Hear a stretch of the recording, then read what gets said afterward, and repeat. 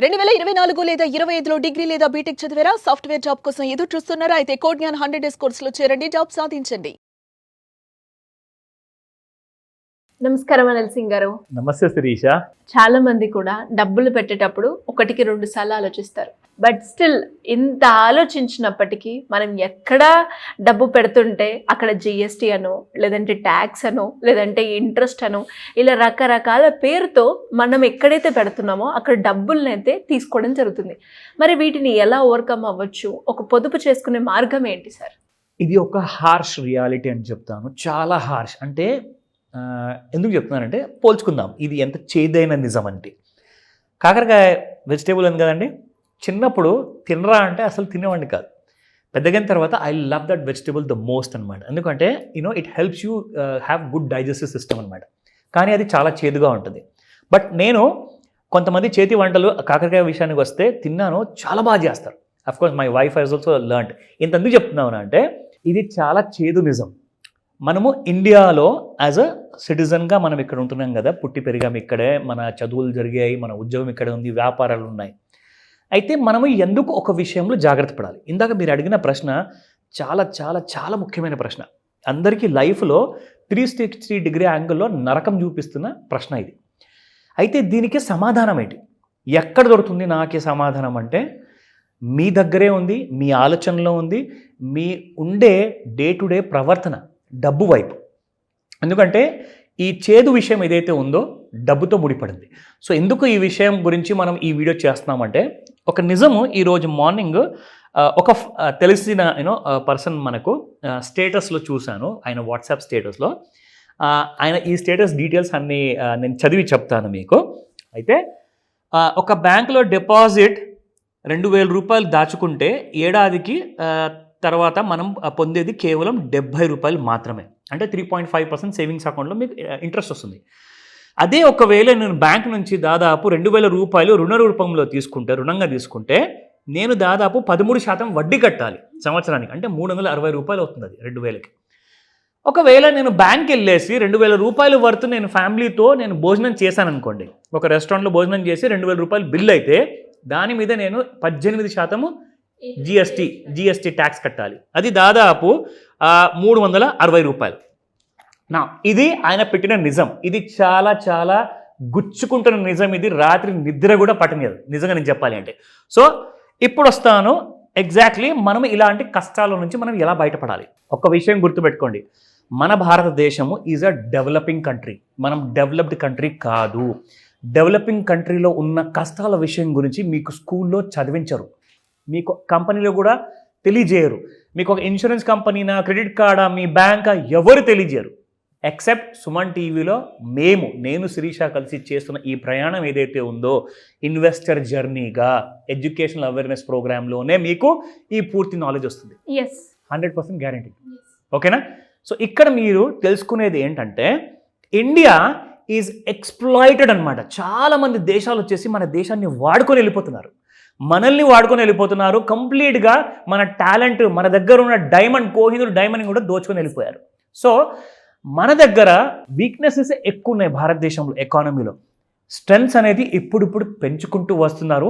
Thanks to all the government of India ఎవరైతే ఇలాంటి kind of ప్లాన్స్తో ముందుకు వస్తున్నారో. ఇప్పుడు భారతదేశం ముందటిలాగా వీక్ అయితే కాదు, బట్ అలాగే అంత ఎక్కువగా స్ట్రాంగ్ కూడా కాదు. మనం ఇప్పుడు గ్రో అవుతున్నాం. కాబట్టి మనం తీసుకోవాల్సిన జాగ్రత్తలు ఏంటి చెప్తా 1 by 1. నేను రీసెంట్గా ఒక అబ్రాడ్ దేశానికి వెళ్ళాను. అక్కడ నిజం నాకు తెలిసింది ఏంటంటే మన దగ్గర 107 రూపాయలు లీటర్ పెట్రోల్ ఉంటే మన హైదరాబాద్లో తెలుగు రాష్ట్రాల్లో ఎక్కడెక్కడైతే డిఫరెంట్ ప్రైసెస్ ఉన్నాయి అక్కడ కెన్ యూ బిలీవ్ దిస్ 35 రూపాయల లీటర్ పెట్రోల్ మాత్రమే. నేను షాక్ అయ్యా. ఇంత పవర్ఫుల్ దేశం, ఇంత మంచి డెవలప్డ్ కంట్రీ, వీళ్ళ సిటీలో వీళ్ళ మొత్తం ప్లేసెస్లో ఎవరూ కూడా చిన్న బండ్లు కొన్నారండి. అందరి దగ్గర కార్స్ ఉంటాయి. ఎందుకంటే 35 రూపాయలు పారేస్తే వాళ్ళకి లీటర్ పెట్రోల్ వస్తుంది. మనకు దాదాపు అదే 110 రూపాయలు పెడితే మనకు 3 లీటర్ పెట్రోల్ వస్తుంది ఆ 35 రూపాయల చొప్పున. సో జరిగింది ఏంటంటే వాళ్ళ దేశంలో పెట్రోల్ బావులు ఉన్నాయి. So they have become rich easy అనమాట. సో అందరు అక్కడ జాబ్ చేస్తున్న వాళ్ళు కానివ్వండి, వ్యాపారాలు చేస్తున్న వాళ్ళు కానివ్వండి, అందరూ పెట్రోల్ వ్యాపారం చేయట్లేదు. బట్ వేరే వేరే వ్యాపారంలో ఉండడం వల్ల ఏంటంటే వాళ్ళు ఇంకా తొందరగా రిచ్ అయ్యారు. ఇండియాలో పెట్రోల్ బావులు ప్రతి రాష్ట్రంలో లేవు. మన దగ్గర ఏంటంటే ఉన్నదంతా కూడా దోచేసుకొని వెళ్ళిపోయారు బ్రిటిషర్స్ అందరూ కూడా. Of course I don't want to name any other country, but fact of the matter మనం దాన్ని మార్చలేం.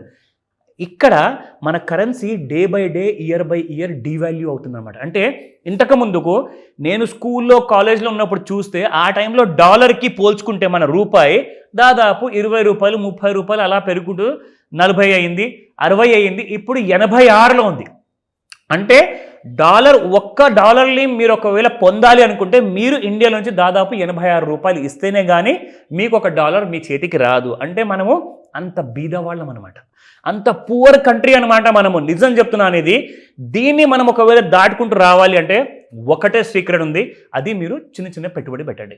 ఇప్పుడు నెలకి 2000 రూపాయల గురించి ఈ ఫ్రెండ్ ఎవరైతే తెలిసిన వ్యక్తి ఆయన స్టేటస్లో పెట్టారు కదా, అదే 2000 రూపాయలు మీరు ఒకవేళ దాని సరైన దారిలో తీసుకెళ్తే అది మీకు ఏం చేసి పెడుతుందో చూపిస్తా. ఫస్ట్ అండ్ ఫార్మోస్ట్ ఏంటంటే ఒక ఎగ్జాంపుల్ తీసుకుందాము. 2000 రూపాయలు మీరు నెలకు ఒకవేళ పెట్టుబడి అంటే ఆయన బ్యాంక్లో పెడుతున్నారు, రెస్టారెంట్లో ఖర్చు పెట్టుకుంటున్నారు, అది ఆయన ఇష్టం. కానీ అదే మీరు ఒకవేళ 2000తో మీరు రెస్టారెంట్లో ఖర్చు పెట్టిన తర్వాత ఇంకొక 2000 మీరు పెట్టుబడి పెడతారా, లేదంటే రెస్టారెంట్లో వేస్ట్గా నేను ఖర్చు పెట్టే డబ్బుని నేను ఇక్కడ పెట్టుబడి పెడతానా, అది యువర్ చాయిస్. బట్ మీరు ప్రతి నెల 2000 రూపాయలు పెడితే మీరు 10%తో పెంచుకుంటారండి సంవత్సరానికి. అంటే ఎంత 10%? 2000కి 200 రూపాయలు 10% అవుతుంది, ప్రతి సంవత్సరానికి పెంచుకుంటూ వెళ్ళండి. సో మీరు సంవత్సరానికి వచ్చే రిటర్న్స్ మీకు 12%. మీరు ఈ వ్యక్తి ఎవరైతే స్టేటస్ పెట్టారో ఆయన ఏజ్ దాదాపు 30-31 మధ్యలో ఉంటుంది నాకు తెలుసు అన్నమాట. సో 30 ఇయర్స్ కోసం ఆయన రిటైర్ అవుతారు 60 ఇయర్స్లో అనుకుంటే 30th ఇయర్ తర్వాత ఆయనకు వచ్చే అమౌంట్ అదే 2000తో 1,67,00,000 రూపాయలు. This is one scenario. ఓకేనా? నా రెండోది 200 రూపాయలు అయితే ఈజీగా పెంచుకుంటే వెళ్ళచ్చు కదా శిరీష ప్రతి సంవత్సరము. ఓకేనా? నా రెండో సినారియోలో అదే మీరు 2000 కాస్త ఒకవేళ 20%తో పెంచుకుంటూ వెళ్తే సేమ్ 30 సంవత్సరాలకి 12% రిటర్న్స్తో మీకు వస్తాయి దాదాపు 7,19,00,000 రూపాయలు. This is scenario 2. కానీ 2000 మాత్రం ఇట్ రిమైన్స్ ద సేమ్, అది చేంజెస్ లేదు. ఒకవేళ if you put 2,000 rupees with 30% per annum increasing your step up SIP చేసుకుంటే మీకు 12% రిటర్న్స్తో 30 ఇయర్స్ తర్వాత 41,44,00,000 రూపాయలు. అంటే 30% ఒకవేళ మీరు 2000 మీద పెంచుకుంటూ వెళ్తే సంవత్సరానికి 600 రూపాయలు పెంచుతున్నారు. అంతే, దానికంటే ఎక్కువ కాదు అది. దానికి మీకు వస్తుంది 41 crores. చూడండి, ఇండియాలో కొన్ని వీక్నెసెస్ ప్రతి కంట్రీలో ఉంటుందండి. కానీ ఆ వీక్నెసెస్ పైన మనం ఫోకస్ చేసుకుంటూ కూర్చుంటే మనం కోట్లాధికారి అవుతామా? మనం ఎఫర్ట్ పెట్టాలి, డబ్బు పెట్టుబడిగా పెట్టాలి, అప్పుడే మీరు కోట్లాధికారి అవుతారు. ఈ 18% జిఎస్టీ పెద్ద విషయమే. ఇప్పుడు దేశం నడవాలి అంటే ట్యాక్స్ ఉంటుందండి.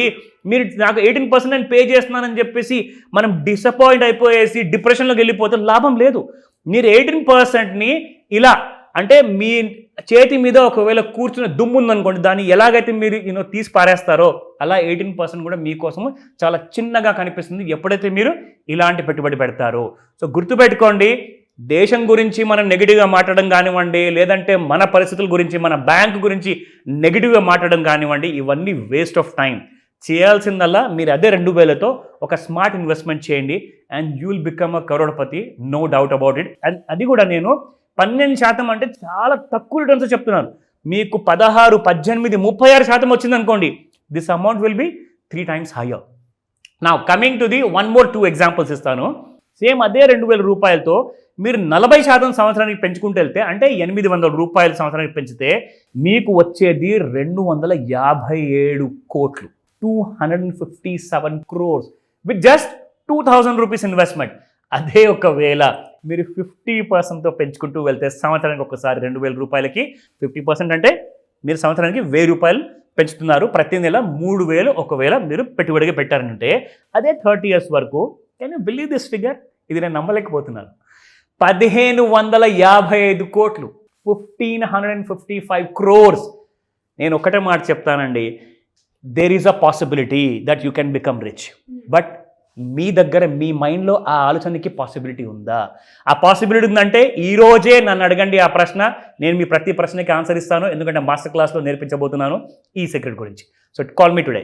డెఫినెట్గా sir. Thank you so welcome Shirisha. Suman టీవీలో మీ పర్సనల్ అండ్ బిజినెస్ ప్రమోషన్స్ కోసం కింది నెంబర్కి కాంటాక్ట్ చేయండి.